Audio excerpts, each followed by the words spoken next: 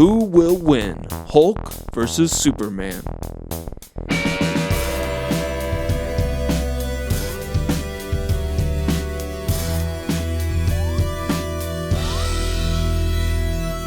Hey comic freaks, and welcome back to Dangerous Comics. I'm your host, Dane Georges, and today we're talking about The Incredible Hulk versus Superman. Now this is a fun crossover from 1999 by Roger Stern and Steve Rude. Big reason I wanted to check this out was because of Steve Rude's art. And what we're looking at today is the original 1999 printing of this prestige format comic. This was when Marvel was doing their crossover with DC. You can read this in the Marvel DC omnibus they just put out. Otherwise, it is a little bit hard to come by. And so this isn't the first time that Hulk and Superman met. They have actually fought 3 times, I believe. Let me know in the comments if I'm wrong. The first time would have actually been in the Marvel Treasury edition, number 28 of Superman and Spider-Man. We can see here on the back cover that they bring in a few other heavy hitters like the Hulk and Wonder Woman. And I'm going to do another episode on this. I believe this one is also included in the new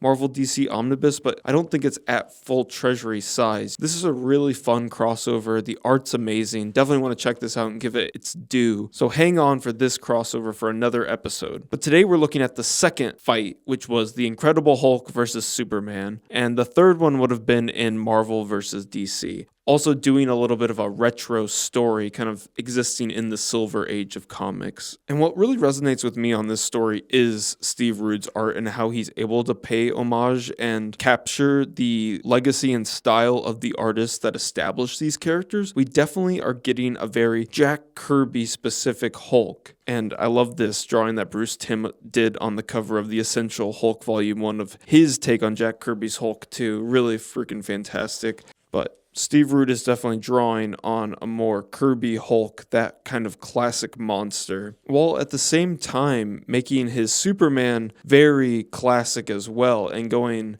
the Curt Swan style. This is not like a Jack Kirby Superman. It's a Jack Kirby Hulk, but then a Curt Swan Superman. And we can look at Action Comics 583, which is by Alan Moore and Curt Swan. It was kind of a goodbye to this version of Superman before Crisis on Infinite Earths. And just to look at kind of like what Curt Swan's style was like, he was just kind of thought to be like the DC house style of that time. And a lot of people, when they are picturing Superman, it is this Superman. What's really amazing about this crossover is the way that Steve Rude is able to marry those two styles. We get a setup that these two know each other. They do have a shared history. I think this is a different universe where there is Marvel and DC exist at the same time. It's not like they're hitting a portal and then they're like meeting each other. It's like they kind of are aware of each other and they've even met up before. And it's worth calling out the whole creative team. We have Roger Stern, Steve Rude, Al Milgrom, Jim Novak, and Steve Olive. So all-star cast, especially Steve Olive on colors. I think he's really helping how Steve Rude is able to marry these styles, choosing a little bit more of the flat color, really complement Rude's style overall. But we get these two squaring off, really fun as they're like throwing each other into space. Superman definitely is trying to hold some punches and be sympathetic to this creature. And it's definitely a story that's exploring like why these characters are similar, their common ground, emphasizing the themes of like power, responsibility, and the struggles of like both of them being an outsider, or at least looked at as someone outside of the normal society. Really love this panel here as they're just throwing a pill into the Hulk's mouth to try to get him to turn back into Banner. He's like slingshotting it in there. Got Rick Jones here going to like the classic Kirby days of when Rick was hiding him away for the night so he wouldn't turn into Hulk, locking him away into that lab they had in the cave that they could lock the Hulk in at night. There's some Kirby for you right there. That's a classic Steve Rude like Kirby face of General Ross. And the Lex Luthor we're using here is definitely coming from the John Byrne Man of Steel look for the character. Definitely trying to play him up to be like a Donald Trump. We got Rick Jones at the drive-in. Definitely love just the kind of time period we're setting this in of like the 60s and just like what these two universes, how they would be if they collided together. Man, that view of Superman flying over this military complex. There's a lot of Curt Swan in the Superman, but I think there's a lot of Kirby in those backgrounds. And they have this big gun that they were able to take out the Toadmen in an earlier Hulk story. So using that continuity too. And here Lex Luthor's plan is to use the Hulk for his benefit and draw out Superman or even potentially kill him once and for all. we aren't getting just like,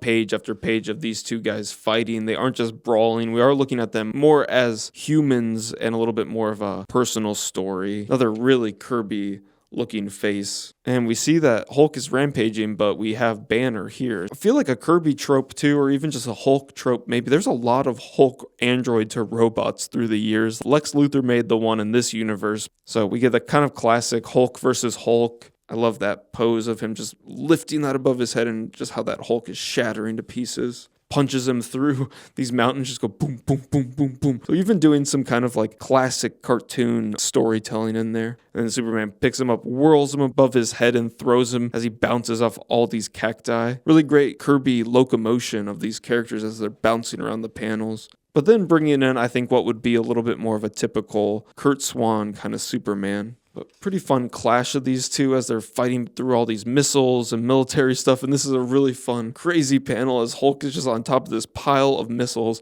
about to throw some at Superman. And then he has to dodge all of them. And Steve Oliff is doing a really good job of really leaving a lot of these panels open. So we are focusing on the green and the blue of these characters. These could get really messy. This could get like washed out or lost, but we are really focusing there. Another just spot on Kirby-esque Hulk face. And of course, we're really not getting, like the who would win ultimately, right? It would be great to get a definitive answer, right? But it's always going to be our guys coming together and helping each other at the end, right? And so they have their common enemy of Lex Luthor, and they take him down. I do kind of love the not fully bald Lex Luthor. It really kind of adds some character to him. We see that Hulk head kind of helps Banner get away because they found this. They're asking who would build this, and it comes down to that it was LexCorp. I don't suppose you know anything about this, Lex, and he runs away basically. But some really great colors. I love how we're kind of shifting the mood here back from the story back to Superman and Lois in their apartment as they were telling this story. We get back to like the darker purples as they're watching this TV, and we're hearing more sad stories about kind of where the current Hulk storyline was at, where Hulk was going through a lot of trauma, just lost his wife and everything, and we see kind of that's where Hulk is currently at, walking away into the darkness. Not the best life for him. We see the kind of like the polar opposite of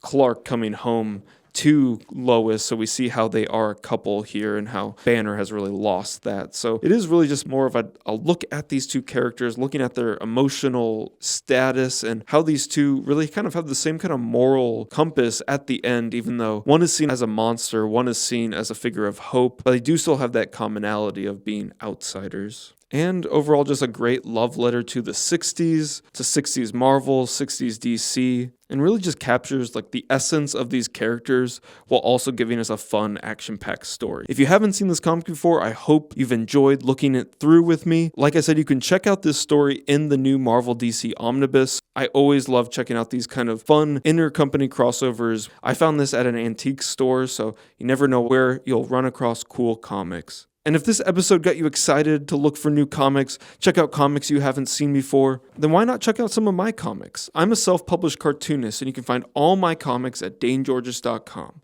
One of the series that you'll find on there is Doomskull, which is about an ex-supervillain that works in a grocery store with his minion Bag Boy. I have 3 issues of that on the site with a 4th on the way. You can also find some of my zines like The Passenger. We have Jiggly-Bub, which is about a piece of gum that God spit out. And you can find X-Ray, which is a collection of my 4-panel webcomics. You can find all that and more at DaneGeorges.com. And thank you so much for watching this episode. If you haven't, consider subscribing. I post a new episode pretty much every week, so you can expect to find some new content showing off some comics I'm sure you'll be into. And if you're still watching, thank you specifically.